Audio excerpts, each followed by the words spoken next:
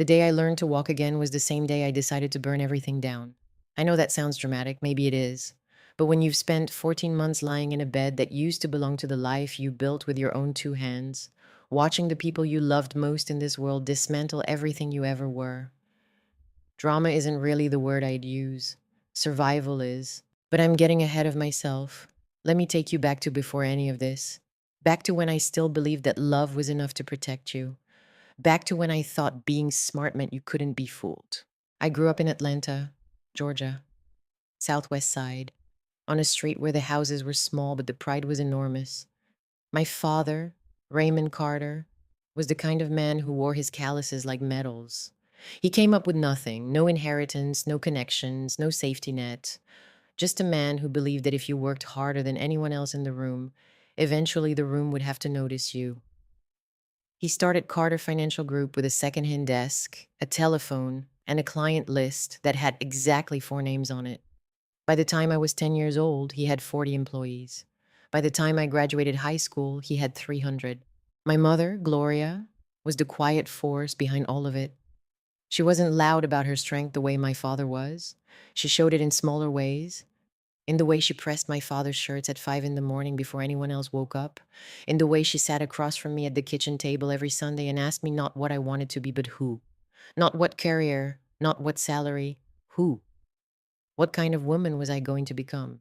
I told her every single time, I'm going to be like you and daddy both. She always laughed at that, said that was a lot to carry, but she never told me to aim smaller.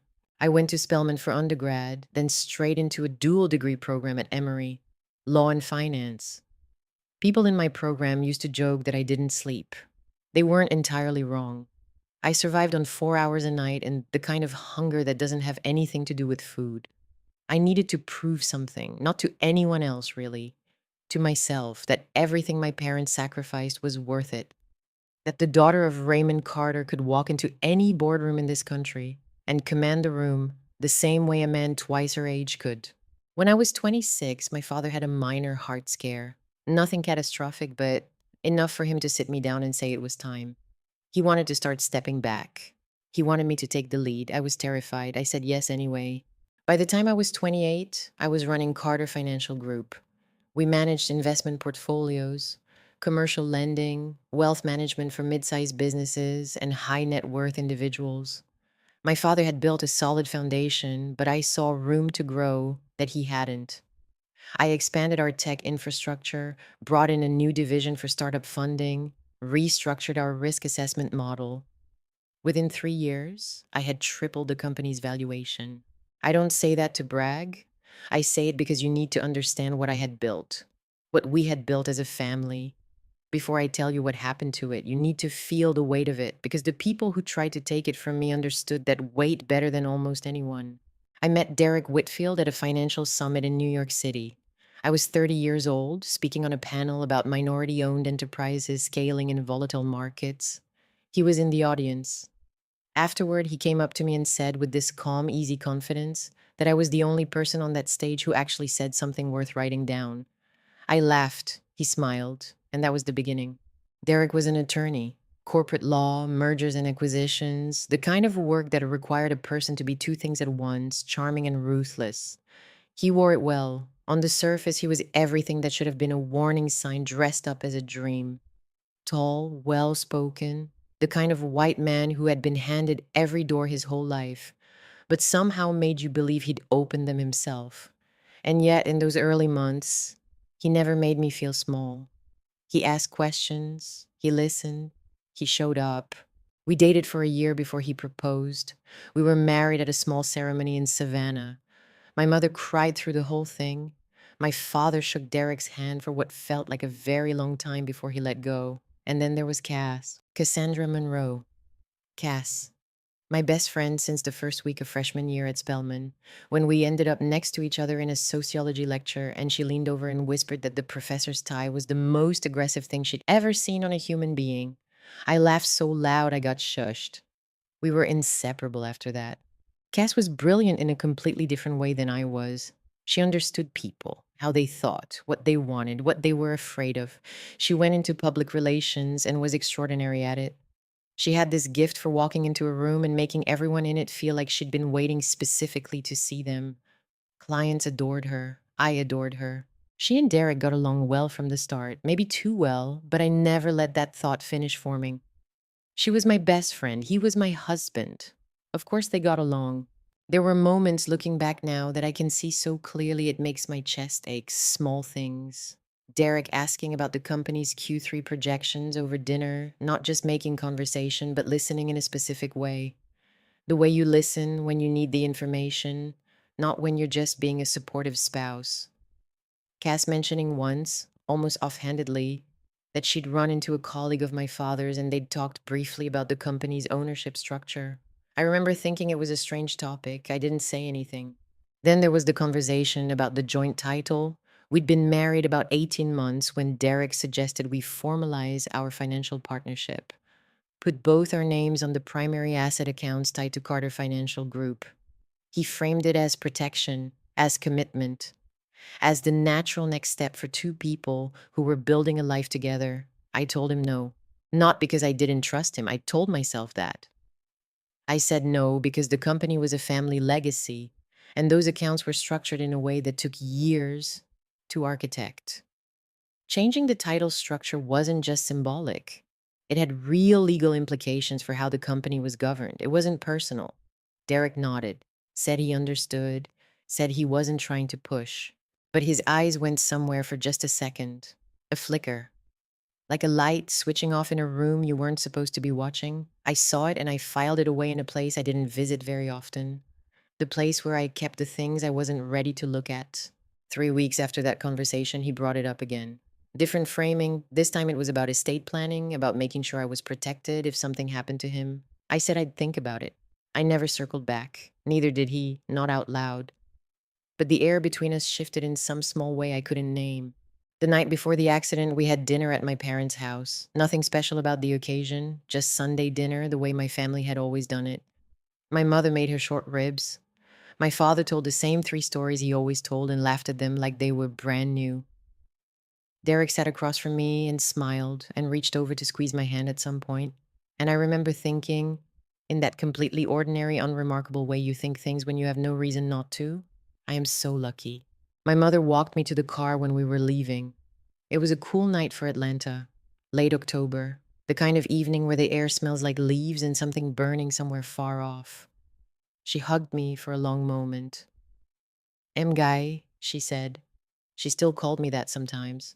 The Vietnamese her own mother had used with her, passed down through generations, even as everything else got translated into American. I'm so proud of you, not for the company, for the woman you are.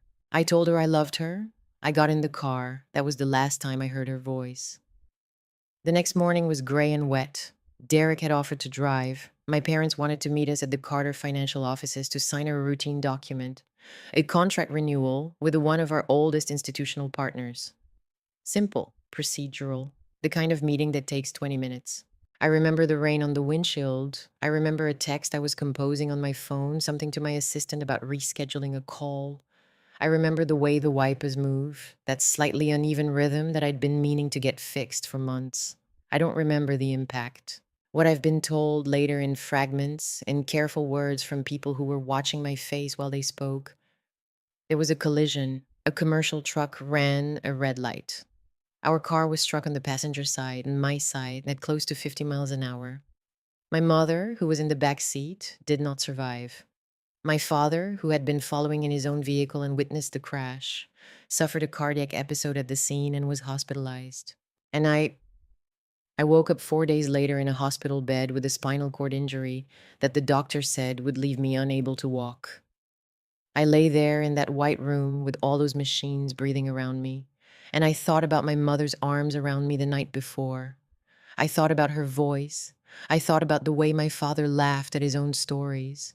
And then Derek came in red-eyed and worn-looking, and he took my hand and he said, I am so sorry, baby. I'm so sorry I couldn't protect you.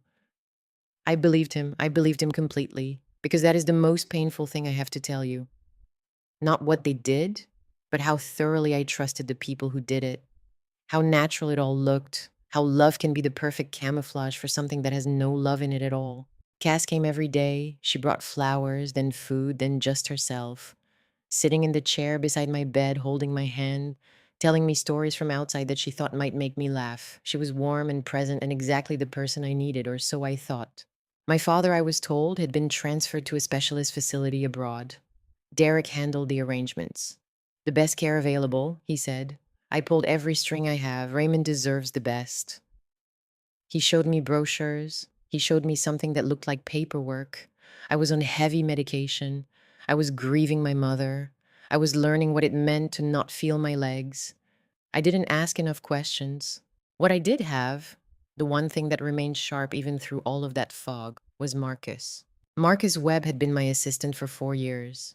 He was quiet, methodical, the kind of person who anticipated problems before they announced themselves. He was 29 years old and had never once, in 4 years, given me a reason to doubt him. During those first weeks in the hospital, he came by on his lunch breaks. He didn't try to comfort me or fill the silence. He just showed up and asked if there was anything I needed handled. Practical, steady, the way he always was. One afternoon, about 6 weeks after the accident, he came in looking like he hadn't slept. He sat down, he looked at the door to make sure it was closed, and then he looked at me with an expression I hadn't seen on his face before, something careful and frightened at the same time. Naomi, he said, the medication Derek's been giving you, the supplements he brings every morning. I waited. I need you to not say anything to him yet.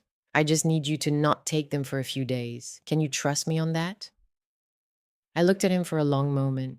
Outside the window, Atlanta was doing what Atlanta does in December. Gray sky, bare trees, that flat winter light that makes everything look like it's waiting for something. Yes, I said. And that was the moment. Not the accident, not the waking up, not even the grief. That was the moment everything actually began. 3 days. That's how long I held Marcus's words inside my body like a stone I couldn't swallow and couldn't spit out. 3 days of watching Derek set those supplements on my bedside table every morning. The small amber bottle, the glass of water, the way he kissed my forehead after, like a man who had rehearsed tenderness so many times it had become reflex. 3 days of saying thank you and waiting until he left the room, and then sitting there with those pills in my palm, looking at them the way you look at something you're not sure is alive. I flushed them. I told myself I was probably wrong. I told myself Marcus was overreacting, that grief does strange things to people who care about you, makes them see threats in ordinary places. I told myself a lot of things in those 3 days that I no longer believe. On the fourth morning, when Derek set the bottle down and left for a meeting, Marcus came in. He didn't ask if I'd done it. He could see it in my face. He sat down across from me and placed a small folded piece of paper on the blanket over my lap. I had the pill tested, he said. A contact from my old lab days. Off the record. I unfolded the paper. The words were clinical, impersonal. A short list of compounds, molecular names that meant nothing to me on their own. But Marcus had written 3 words at the bottom in his own handwriting, plain as anything. Bone growth inhibitor. I read it twice, then I set the paper down very carefully, the way you set something down when your hands have started to shake and you don't want anyone to know. How long? I said. It wasn't even really a question. Depends on dosage and duration, Marcus said. But if it's been consistent since you came home from the hospital, the damage to your spinal recovery could be significant. It wouldn't kill you. It would just make sure you never... He stopped. Started again. It would make the paralysis permanent. The room was quiet in a way that felt pressurized. Outside, I could hear the distant sound of a lawn crew somewhere on the street, the mechanical drone of it, and the sound seemed insane to me, that somewhere out there people were mowing grass and the world was just continuing to rotate while I sat in my husband's house learning that my husband had been chemically ensuring I would spend the rest of my life in a wheelchair. I didn't cry. That surprised me, actually. I thought I would. But the grief that had been sitting on my chest for weeks shifted into something harder and quieter, something that didn't have a name yet, but felt like the first layer of ice forming over still water. He doesn't know you know, I said. No. Then we keep it that way. Marcus nodded once. That was all we needed. What I want you to understand about the weeks that followed is that performing helplessness when you are not helpless is one of the loneliest things a human being can do. Every morning, Derek came in with that bottle, and I thanked him with the warmth of a woman who still believed in her marriage. Every afternoon, Cass arrived with her easy laugh and her questions about how I was feeling, what the doctors were saying, whether I'd thought about what kind of care I might need long term. And I answered with the openness of a woman who still believed in her friendship. Inside, I was becoming someone else entirely, someone I didn't recognize yet, someone I wasn't sure I was ready to be. The question that consumed me during those long nights, when the house was dark and the only sound was the hum of the medical equipment Derek had installed in what used to be our guest room, because sleeping in our bedroom might disturb your rest, baby, was my father. Raymond, where was he really? Derek's story had always been consistent. My father's cardiac episode at the scene of the accident had required specialized care. And after consultation with doctors, they'd agreed that a facility in Zurich offered the best neurological and cardiac rehabilitation program available. Derek had arranged everything, paid for everything out of pocket, he said, because insurance logistics were too slow and Raymond deserved immediate access to the best. It was the kind of story that was difficult to question because it was built from things that sounded like love. But I had started paying attention to the architecture of it, the way Derek always had a reason why I couldn't speak to my father directly. The time zone was difficult. My father was in a sensitive phase of treatment, and emotional stimulation was discouraged. The facility had strict protocols around outside communication. Every answer closed a door. I asked Marcus to find the facility, not confront it, not investigate, just confirm it existed, that it had the name Derek had given me, that it accepted patients, that it was a real place where a real person named Raymond Carter could plausibly be recovering. 4 days later, Marcus came back with nothing. Not because the facility didn't exist, it did, technically. A small respected clinic in Switzerland with an excellent reputation. But when Marcus called quietly and carefully, using a cover story about a referral inquiry, he learned something. The facility had no record of admitting any patient by the name Raymond Carter. Ever. My father was not in Zurich. My father was not abroad. My father was somewhere, and Derek knew where, and Derek had been lying to my face every single day for months. I want to tell you that I fell apart when I heard that. I think part of me wanted to. Falling apart would have been a kind of relief, would have meant I still had the luxury of reaction. But something in me had already started to harden in a way that I didn't fully understand yet. I took what Marcus told me, and I placed it alongside the lab results, and I thought about Derek's hand on mine in the hospital room, and Cass sitting in that chair saying, I'm here, I'm always here. And I understood, in the way you understand something you've actually known for a long time, but refuse to look at directly. This was not opportunistic. This was planned. The accident was not an accident. I didn't say that out loud for several days. I barely let myself think it in full sentences. But it was there, solid and cold and patient, waiting for me to catch up to it. What I did instead of falling apart was start watching.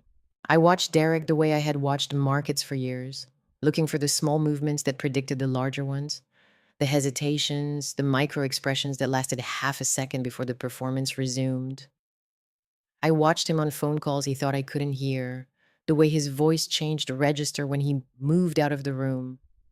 I watched the direction of his eyes when certain topics came up. I was learning his tells, and I watched Cass. This is the part that cost me something I don't think I have fully accounted for yet, even now, because the Derek I married was always a man I admired more than I completely trusted. I see that clearly in hindsight. But Cass was different. Cass was the person I called when things fell apart.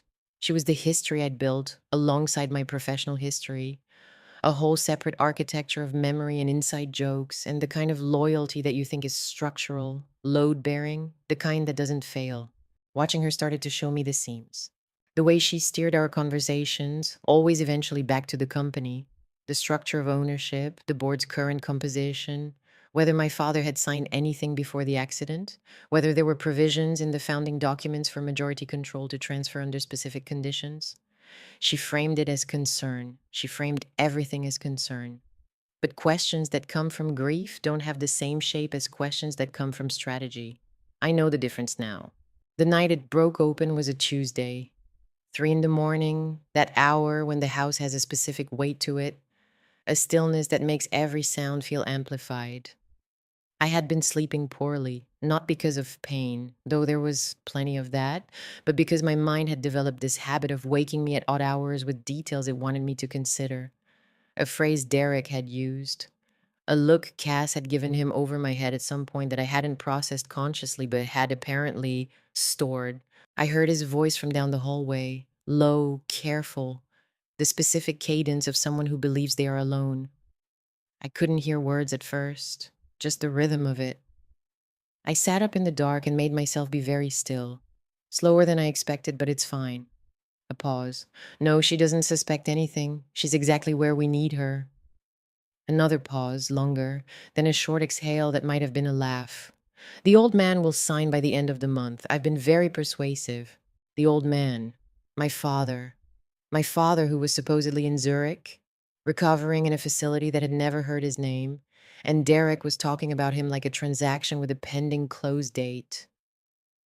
I sat in the dark for what felt like a very long time after the voice went quiet. The lawn crew from memory, the amber bottle, the way he kissed my forehead, all of it moving through me in a slow, nauseating procession. Then I heard a second voice through the phone, faint but distinct, the kind of voice you know in your bones after 15 years of friendship. And what about Naomi? What if she starts asking more questions? Derek's response was so casual it was almost offhand, like being asked about the weather. She won't. She can't go anywhere, Cass. That's the point. I pressed my hand flat against my sternum. Not because my heart was racing. It wasn't. Not exactly. It was doing something stranger than that, something more like the way a system reboots after a crash, going very quiet, going very dark, and then beginning slowly and with great deliberateness to come back online. I think about that moment a lot. People ask me sometimes, not in those words, but the question is always there, though, how do you go on after something like that? After you hear in the voice of your best friend a question that treats your suffering as a logistical inconvenience? After you understand fully and completely that two people who had access to every tender thing about you had looked at all of it and seen leverage? I don't have a clean answer. What I can tell you is that it wasn't rage, not at first. Rage came later, and it was useful. But the first thing was something much quieter. It was clarity. The kind of clarity that comes when you stop negotiating with a reality you don't want and simply allow yourself to see the one that's actually there. I lay back down. I stared at the ceiling. Outside the window, Atlanta was dark and still, and somewhere in this city, or maybe not this city at all, maybe somewhere I hadn't found yet, my father was being held and pressured and waiting for a daughter he might not even know was still fighting. I thought about my mother, about her arms around me on that October evening, about the way she'd said, "I'm so proud of you, not for the company, for the woman you are." I let myself feel that for exactly as long as I needed to.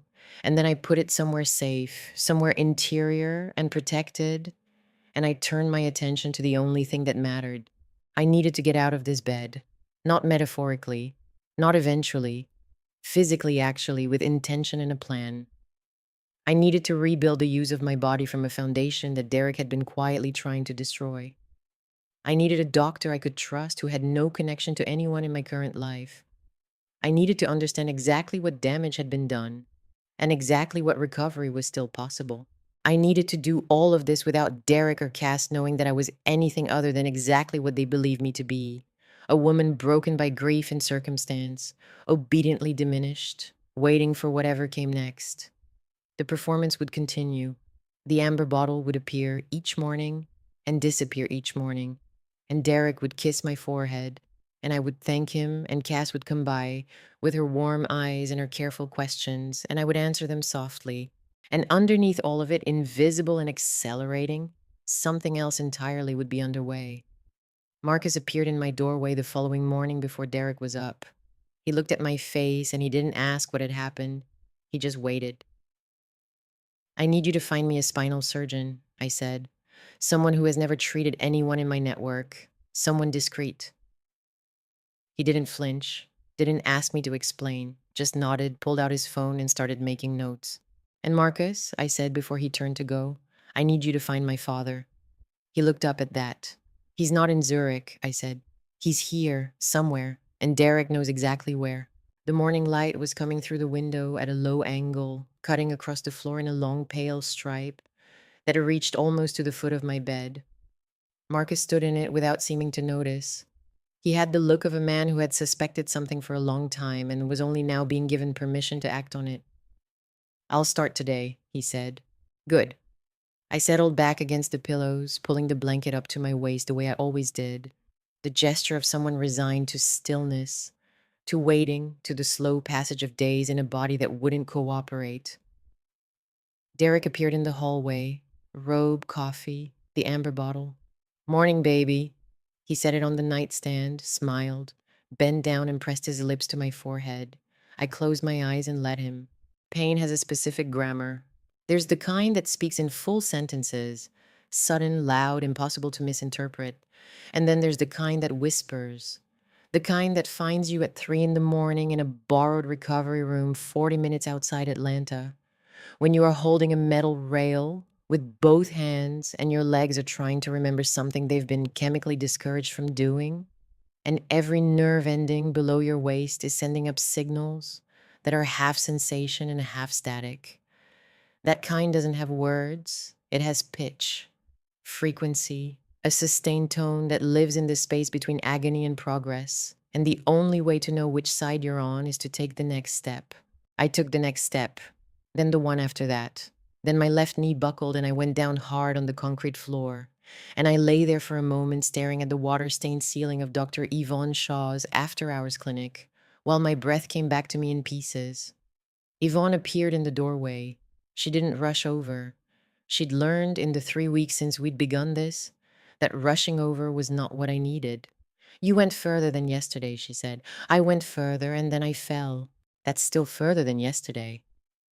I pushed myself upright, got one foot under me, then the other, stood. Yvonne was 61 years old, had trained at Johns Hopkins, and had spent the last decade running a small practice in Decatur that specifically served uninsured and underinsured patients. She had also, at 23, been a patient herself. A car accident, a spinal contusion, 2 years of recovery that the medical establishment at the time had called impossible. Marcus had found her through a network of colleagues who respected her and a paper trail of outcomes that shouldn't have been achievable. She was precisely the kind of doctor that people who want to keep you sick don't want you to find. When Marcus first brought me to her, in the back of a car with tinted windows while Derek thought I was at a routine follow-up appointment, she examined my imaging and sat across from me with the direct, unhurried energy of someone who had no time for softening things unnecessarily. "The compound in your system targeted osteocalcin production," she said. "It slowed your body's ability to reinforce the bone structure around the surgical repair site. Not irreversible, but the window isn't infinite." What does that mean practically? It means we need to start now, and we need to be aggressive about it. And the walking? She looked at me. "If you do exactly what I tell you and you stop taking whatever he's been giving you, and you work like your life depends on it," which I want to be clear it does. Yes, I believe you can walk. I had not let myself cry in weeks, not since the night in the dark with Derek's voice in the hallway. But something about the plainness of what she said, the absence of pity in it, the clinical, matter-of-fact acknowledgement that there was still something to fight for, broke through a layer I'd been defending without knowing it. I cried exactly once, sitting in Yvonne's office. Then I asked her when we could start. That was 6 weeks before the shareholder meeting. The weeks that followed had a double life to them. 2 parallel timelines running in the same body, never touching. In Derek's world, I was progressing slowly, frustratingly, with small setbacks that kept hope at a managed distance. I had learned to calibrate my performance with precision. Enough visible effort to seem like I was trying, enough visible limitation to seem like I was failing. Cass commented once that my physical therapy seemed to be plateauing, and the way she said it, with that gentle, commiserating press of her lips, told me everything about how much she needed that to be true. In Yvonne's world, I was walking 12 feet, then 20, then the length of the corridor. I fell constantly in the beginning, the kind of falls that left bruises I had to keep hidden beneath the long sleeves and blankets that were easy to explain away in December.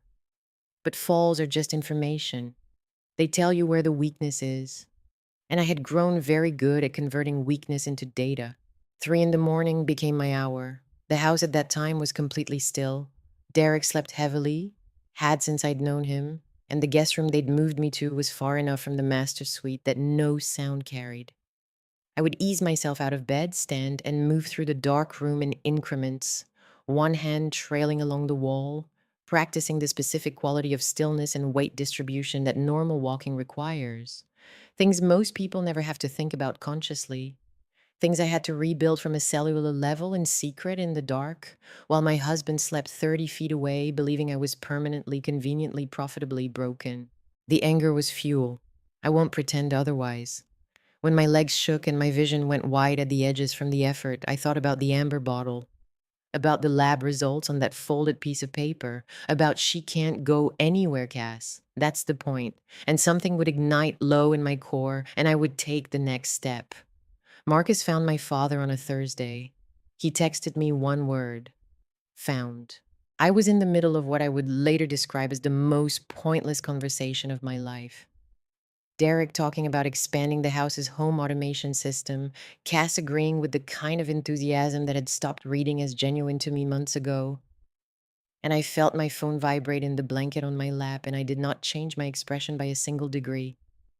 2 hours later, when the house was quiet and I had the privacy of the guest room, I called Marcus. The address was a property outside Alpharetta, a residential house, unremarkable, registered under a shell, LLC, that Marcus had spent 3 weeks tracing through two intermediate entities back to a subsidiary that Derek had established 6 months before our wedding. 6 months before our wedding. He had begun building the infrastructure for this before we were even married.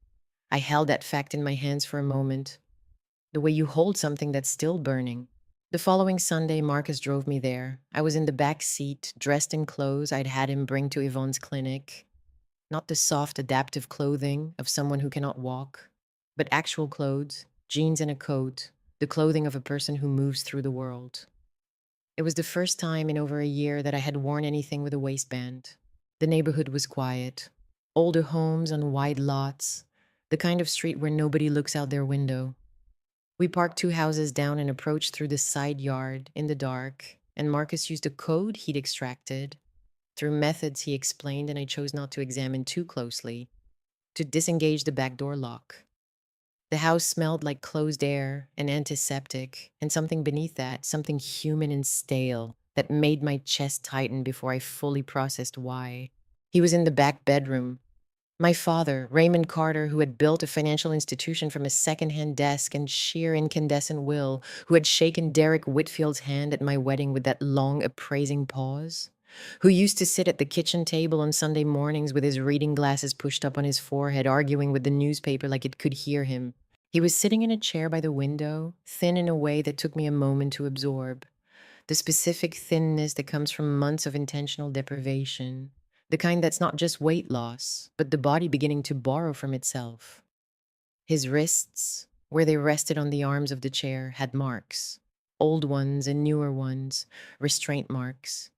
His head turned when we came in.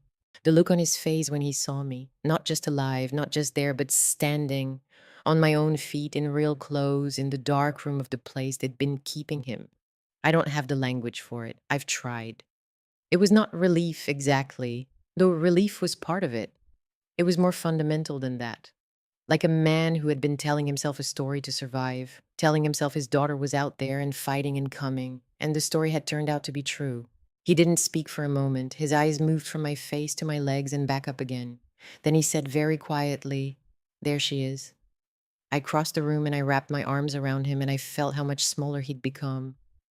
How the solid certainty of him that I'd leaned on my whole life had been whittled down by months of deliberate cruelty. And I held on, and I didn't let go until I heard him exhale fully for what felt like the first time in a very long time. We had 20 minutes. We couldn't risk more. I told him what I knew and what I was planning. He listened without interrupting, the way he had always listened, with the full weight of his attention, not waiting for his turn to speak, but actually taking in every word. "The signing," he said when I finished. "They've been pressuring me for weeks. Some document to restructure the ownership of the group. If I sign—" "You won't sign," I said. "And it won't matter because we're moving you tonight." We got him out through the same back door. Marcus had arranged a safe location, the home of a former colleague of Yvonne's, a woman who asked no questions and offered a clean spare room and reliable silence. My father was weak but ambulatory, his mind completely intact. Whatever they'd done to him, they hadn't touched that.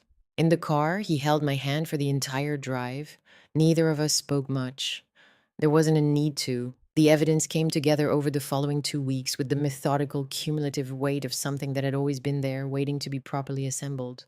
Marcus had been collecting for months, not recklessly, not in ways that could be detected, but with the slow patience of someone who understood that a single piece of evidence is a story you can argue with, and a body of evidence is a story you cannot. He had the emails, a chain, between Derek and Cass going back 19 months, predating the accident, discussing the ownership structure of Carter Financial Group with a specificity that had no innocent explanation. Phrases like, once the transfer is complete, and the old man is the last obstacle, and in one message that I have read so many times, it is essentially tattooed behind my eyes, she trusts you completely, use it. That last one was Derek writing to Cass about me. There was the forged contract, a document purporting to represent my father's authorization to transfer majority control of Carter Financial Group to a holding entity registered in Derek's name. The signature was close. It was very close. But Raymond Carter had a specific habit with his signature, a small upward hook at the end of his last name that he'd developed decades ago as a fraud prevention measure, a private detail he'd told only me and our internal legal team. The forged signature didn't have it. There was security footage from a camera Marcus had placed outside the Alpharetta house 3 weeks earlier. Footage showing Derek's car in the driveway on 4 separate occasions, each visit lasting between 40 minutes and 2 hours. And there was the audio. I had, over the course of the previous month, placed a small recording device in the study where Derek took most of his private calls. Marcus had shown me how to sync it to an encrypted drive only we had access to. I had felt something strange and cold while doing it. Not guilt, not quite, but the recognition that I was becoming a different version of myself than the one who'd grown up in the house on the southwest side of Atlanta. That woman had believed in directness, in confronting things face to face.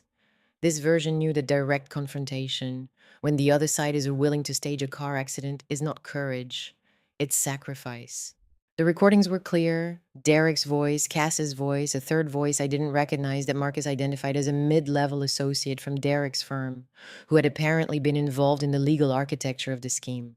Conversations about timeline, about the shareholder meeting, about what would happen once the transfer was formally recorded, about me. One recording in particular, Derek saying, with the specific flatness of someone discussing logistics, that once the group transfer was complete, the question of my ongoing care would need to be reassessed in light of new financial realities. I have thought about what that phrase means every day since I heard it. I have not arrived at any version of it that is benign. I built the presentation over 3 nights, working from Yvonne's clinic after our sessions ended, my legs sore and newly functional beneath me. Each piece of evidence organized, labeled, sequenced for maximum clarity. I had spent over a decade structuring complex financial narratives for investors and board members. I knew how to build a case. I knew how to walk a room through information in a way that left no exit. The shareholder meeting was announced for a Friday. Derek made the announcement at dinner on the preceding Monday, with the contained satisfaction of a man who had been waiting a long time to arrive at this moment. He said it was a routine gathering to address some structural changes in the group's leadership, given the circumstances. Given, he said carefully, the ongoing uncertainty around my recovery. I asked him what changes he was proposing. He looked at me with the expression I had once read as love and now read as calculation. Nothing you need to worry about right now, he said. Just let me handle it. I nodded. I reached for my water glass. My hand did not shake. Cass came by that Wednesday for what had become our ritual afternoon visit. She brought coffee, oat milk, the way I'd always taken it. The kind of detail that had once felt like tenderness and now felt like a file she'd built on me. She sat in the chair beside my bed and talked about nothing for a while. And I watched her the way I had trained myself to watch her, looking for the tells, the brief misalignments between what she was performing and what she was actually thinking. There was a new one that afternoon, a quality of distraction, a slight delay in her responses, a way her eyes moved to her phone twice with a speed she tried to disguise. She was thinking about Friday. When she left, I stayed very still for a long time. Then I called Marcus and told him we were ready.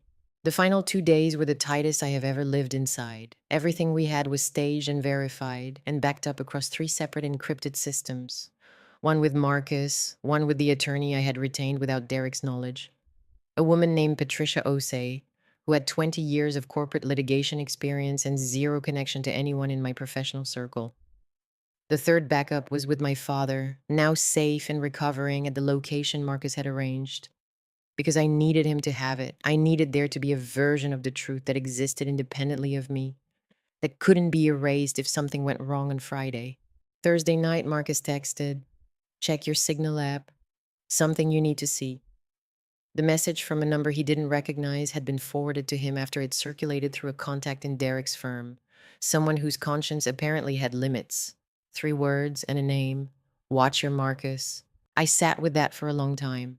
The cold that moved through me was a different kind than I'd felt before. Not the clean cold of clarity, but something murkier. The possibility that the one person I'd trusted unconditionally through all of this had been compromised. That the architecture of my plan had a crack in it I hadn't found. I called Marcus. He picked up on the first ring. "I know," he said before I could speak. "I saw it." "And?" A pause, not hesitation. More like someone choosing the precise right words. "Everything is in place," he said.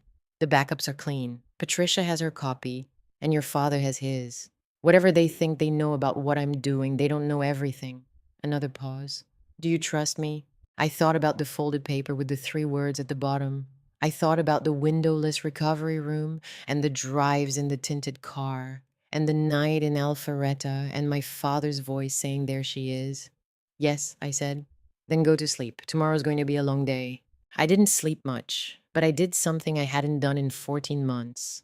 I got out of bed without calculating whether anyone was watching. I walked to the window on my own feet and stood there looking out at Atlanta in the November dark. The city spread wide and lit and indifferent in the way that cities are, full of people living their ordinary lives, and I stood there until my legs steadied into something reliable. Then I went to the small closet I'd asked Marcus to stock weeks ago. Clothes I'd never worn in this house, a black suit, the kind I used to wear to board meetings before all of this, before the amber bottle in the guest room and the performance of being someone who had been erased. I put it on. I stood in front of the mirror. I looked at my legs, at my own standing reflection. This woman I was still in the process of becoming, not fully on the other side of any of this yet, but not where they'd left her either. Not broken, not erased, not done. Tomorrow they would find that out. Mirrors don't lie, but they also don't prepare you. I had looked at my reflection the night before and seen a woman I was still learning. Standing in that black suit in a room that had never been mine, in a house built on 14 months of lies, I had felt something close to ready. But ready is a concept that belongs to the world before things happen. Once they start happening, there is only what you do next. The Carter Financial Group headquarters was a 16-story building in Midtown Atlanta that my father had moved into when I was 19 years old. I remembered the day. He'd driven me there after school, parked in front of it, and said nothing for a long moment, just looked up at it. Then he'd said, "We built that." Not I, we. Even then, before I had done a single thing to contribute to it, he had already decided I was part of it. Marcus picked me up at 6:45 in the morning. I was already downstairs when he arrived, dressed, standing in the front hallway of the house, not in the wheelchair, not with the cane I used for Derek's benefit, just standing. I had left the wheelchair in the guest room with the amber bottle on the nightstand beside it, full and untouched, because it felt right to leave it that way. A kind of answer to a question Derek didn't know I'd heard him ask. We didn't speak much in the car. There was a quality to the morning that didn't need commentary. Atlanta doing that thing it does in November, where the light comes in low and amber and makes everything look like it's being remembered rather than experienced. I watched it through the window and thought about my father in the safe house, and Yvonne at her clinic, and Patricia Osei with her briefcase and her 20 years of corporate litigation, and I understood that whatever happened in the next few hours, I was not walking into that room alone. The meeting was scheduled for 9 o'clock. I arrived at 8:50. The lobby security team, 3 of whom had worked the building since before I took over, Men who had known me since I was Raymond Carter's daughter coming to visit her father on school holidays, did not hide their reactions when I walked through the glass doors. One of them, a man named Gerald, who had the specific formality of someone who learned his professionalism the hard way, actually stopped mid-step. "Miss Carter," he said. "Good morning, Gerald." I kept walking. The elevator opened on the 14th floor. The boardroom was at the end of the hall, glass-walled, already populated. I could see the shapes of board members and senior staff through the frosted lower panels. Derek at the head of the table, Cass 2 seats down on his left in a cream blazer, her posture carrying that particular composed confidence of someone who believes the outcome is already decided. I paused outside the door for exactly 3 seconds. Not from fear, from the specific, deliberate choice to feel the full weight of the moment before it became the past. Then I opened the door and walked in. The room went quiet, the way rooms do when something happens that rearranges everyone's understanding of what is possible. Not the sudden silence of shock. It moved through the space in a wave, one person registering and then the next, a cascade of stilled conversations and turned heads, until the only sounds were the ambient hum of the building and the sound of my heels on the hardwood floor. Derek's face underwent a sequence of changes that lasted perhaps 2 seconds and contained an entire biography. First, confusion, the parsing of information that didn't fit his model. Then something that might have been, in a different man, the beginning of fear. Then the rapid reconstruction of composure, the attorney's instinct to manage what cannot be immediately controlled. His mouth opened. I didn't give him the opening. "I apologize for the delay, everyone." I moved to the head of the table. My chair, the one with my name effectively on it, the one Derek was not quite sitting in because some residual instinct had apparently stopped him from going that far. I placed my hands on the back of it.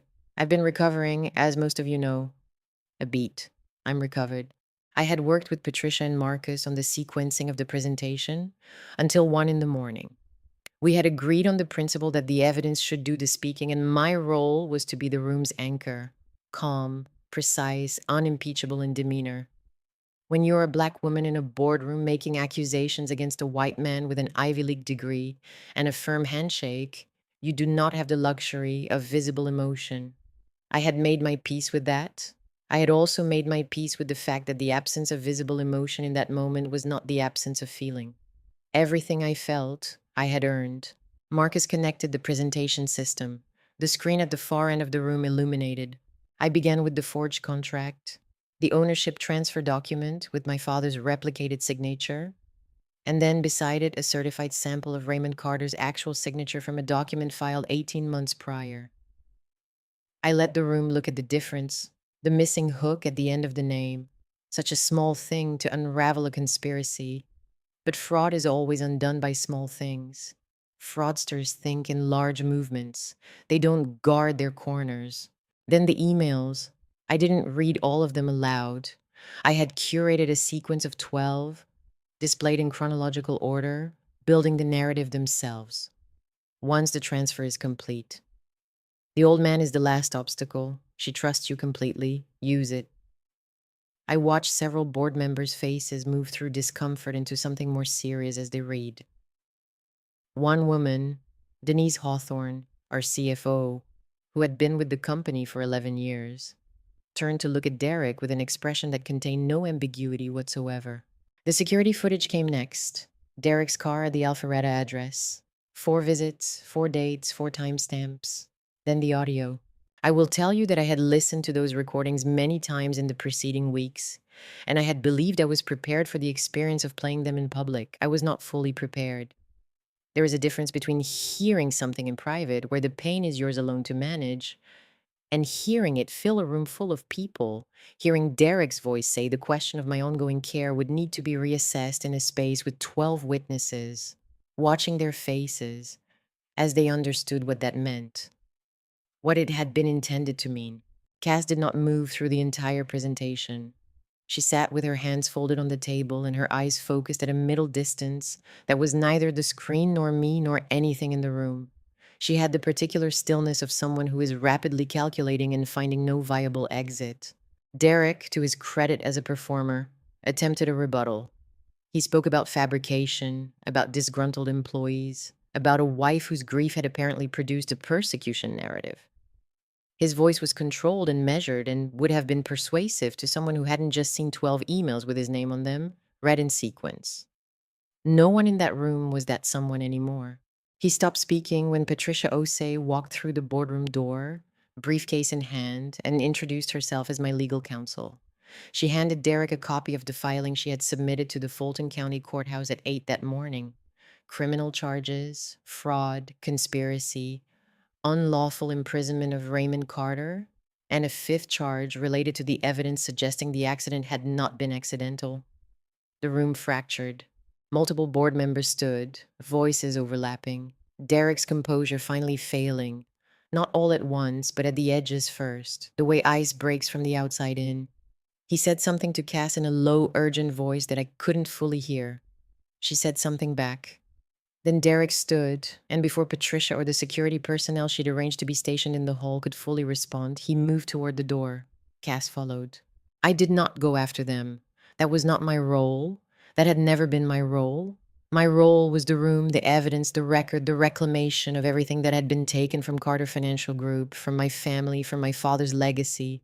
I turned back to the board and I said very evenly that if anyone had questions about the evidence or the legal process now underway, I was prepared to address them. Denise Hawthorne looked at me from across the table. She had been with my father before I was, had watched me grow up visiting this building, had given me my first serious piece of professional feedback when I was 25 and had not softened it because of my age. She said, "What do you need from us, Naomi?" "Your votes," I said. "In about 30 minutes, we're going to take a formal motion to reaffirm the original ownership structure of Carter Financial Group and rescind any documents processed in the last 14 months related to transfer of control." I paused. "I'd like it to be unanimous." It was unanimous. I learned what had happened to Derek and Cass from Marcus, who got the call 40 minutes after they left the building. They'd taken Derek's car, driving fast, running a light on Peachtree, merging onto the highway at a speed that had already attracted attention before the accident occurred. A witness described Cass reaching across from the passenger seat, some kind of struggle over the phone or the steering wheel, the car drifting. The median, the impact. Cass died before the ambulance arrived. She was 3 months pregnant. I didn't know that until afterward, from the accident report. I have sat with that fact many times since, and I still don't know fully what to do with it. The grief of it existing alongside the facts of what she did, the way loss doesn't organize itself according to moral categories, doesn't wait for you to decide someone deserved it before it asked you to feel something. Derek survived. He was taken from the scene in handcuffs. I was still in the boardroom, working through paperwork with Patricia and the board, when Marcus's number appeared on my screen. I stepped into the hallway to take the call, and he told me about Cass in the same careful, direct way he handled everything. And I stood next to the window at the end of the hall with Atlanta below me, and I was quiet for a long time. Then my phone rang again, different number, unknown. I answered it because something in me already knew. Derek's voice, from somewhere, a borrowed phone or a hospital room, I couldn't tell. The connection was strange and flat. He sounded like a man who had lost the ability to calculate, which made him more frightening, not less. "She's dead," he said. "Because of you." I didn't answer that. "Your father," he said. "You want to see your father? You come alone. I'll send you the address." The line went dead. I stood there for 3 seconds. Then I called Marcus and told him to track the address when it came through and get to it before I did, and to call the police. He started to argue, said he should come with me, said going alone was exactly what Derek wanted. I told him I understood that. I told him to make the call and get there fast. "Naomi, Marcus." I said his name the way my father had always said mine when a conversation was finished. Trust goes both ways. A pause, then, "I'll be 5 minutes behind you." The address was a commercial storage property in southwest Atlanta, the kind of place that exists in the in-between zones of a city. Not quite industrial, not quite residential. The building's large and anonymous and unremarkable. Derek had sent it in a text from a number I didn't recognize. I drove myself for the first time in over a year, and I will tell you that the specific sensation of being behind the wheel again, the mechanical realness of it, the autonomy, was something I hadn't prepared myself for emotionally, and I didn't let myself feel it fully because I could not afford to be anything other than present for what was ahead. The building was a single-story warehouse near the back of the property. The roll-up door was partially open, casting a rectangle of interior light across the cracked asphalt. I could smell accelerant from the parking lot. I walked in. My father was in a chair near the center of the space, wrists bound with cord, pale but upright. His eyes moving to me the moment I came through the door with an alertness that told me his mind was still intact. Derek stood 10 feet away with a red plastic gas can, the cap off, the smell of it thick in the enclosed air. He looked like a man who had arrived somewhere he hadn't planned to arrive. His suit jacket was gone, his shirt partially untucked, a bandage visible on his left forearm from the accident. He looked at me, walking toward him on my own feet, and something moved across his face. Not guilt, or not only guilt, but the specific disorientation of a person whose entire plan had been premised on your diminishment. And you have refused to be diminished. You should have stayed in that chair, he said. He meant the wheelchair, he meant the guest room, he meant the amber bottle on the nightstand and the performance of a woman who had been permanently taken out of the game. You should have made sure the chair was enough, I said. He raised the gas can. What happened next is something I have replayed more times than I can count, and I think I will replay it for the rest of my life. My father, 63 years old, wrists bound, physically depleted from months of captivity. My father stood up from that chair. He stood the way he had always done everything, not quickly, not dramatically, but with a completeness of intention that made it absolute. He stepped between Derek and me. His bound hands came up in front of his body, a gesture that was simultaneously protective and offered, the gesture of a man who had already made his decision. Raymond, Derek started. Son, my father said. And the word was not warmth.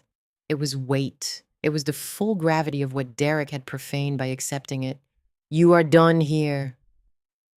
Derek swung the gas can. The accelerant hit the concrete floor, sloshed against a support beam, and the ignition, a lighter, quick and stupid, the act of a man who had stopped thinking, followed almost immediately. The fire moved fast. Accelerant fire always does. The sirens were already audible. Marcus, 5 minutes behind me, had been 3. The roll-up door behind me was still open. I reached for my father, got my arm around him, his bound hands gripping my sleeve, and I moved toward the light. My legs held. They had been built for this, in the dark and in pain and in the early morning hours of 100 nights, when I refused to give up on them, and they held. We made it through the door. The heat came out behind us like a wall. Derek did not. I have been asked since then whether I feel guilt about that.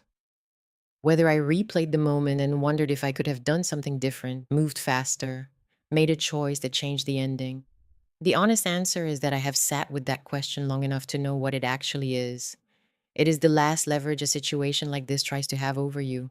The suggestion that their ending is somehow your responsibility, that a man who staged a car accident and poisoned your recovery and imprisoned your father is owed something from the person he tried to destroy. He made every choice that put him in that building. My father was hospitalized for 4 days.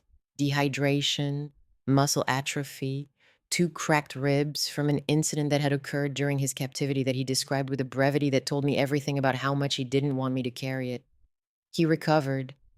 He is still recovering in the way that some things don't fully close but do fully heal.